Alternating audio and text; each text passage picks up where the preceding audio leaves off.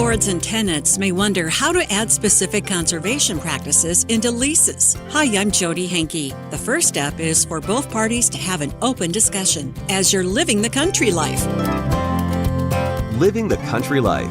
Ideas and inspiration for your place in the country. You can find more information on today's topic and from previous shows by visiting us online at livingthecountrylife.com. We'll return to the show after these messages. Whenever you're online, Living the Country Life is there too. Like us on Facebook and exchange tips and ideas with people who share your love for the country way of life. Follow us on Twitter at Small Farming for timely news and information. You can also find us on Instagram and Pinterest. See the latest inspired shot from our readers or add a garden tip to your boards. Living the Country Life has all the ideas for your home acreage. Visit us online at livingthecountrylife.com and find us on social media.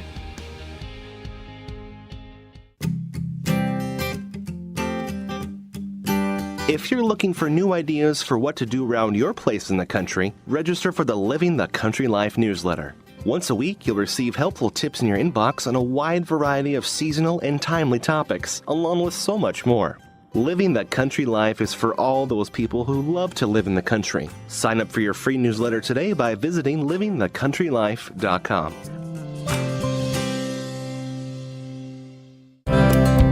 Whether you're a landowner or you are renting land, addressing conservation measures can be a tricky subject. Draw up a farm lease that is tailored to the unique needs of each party and to the land itself. To be sustainable, it should address conservation ideas and concerns and ensure a profitable arrangement for both parties. Charles Brown is a farm management specialist with Iowa State University Extension. He says tenants and landlords should sit down together and lay out the specifics of their goals, such as incorporating cover crops. Who's going to pay for the seeding of the cover crops? The landlord, the tenant? Are they going to share in costs? What kind of seed is going to be used? How it's going to be established? Is the landlord agreeable to maybe reduce the rent if the tenant agrees to use cover crops? It has to be more than a one-year lease. A 5-year lease, what I'd like to see, but I think the longer the better, because when you start using cover crops, for example, this is a long-term situation, and every year you're going to see some improvements in your soil health.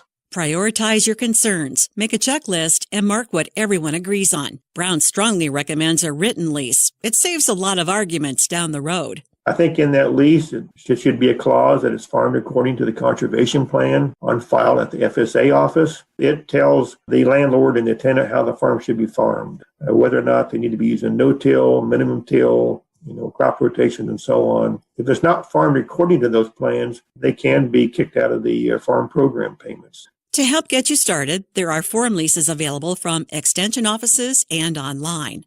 Learn more about incorporating conservation into farmland leases at livingthecountrylife.com. I'll see you in the country.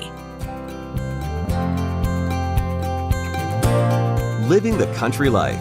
Ideas and inspiration for your place in the country. You can find more information on today's topic, share your tips, and post photos by visiting us online at livingthecountrylife.com.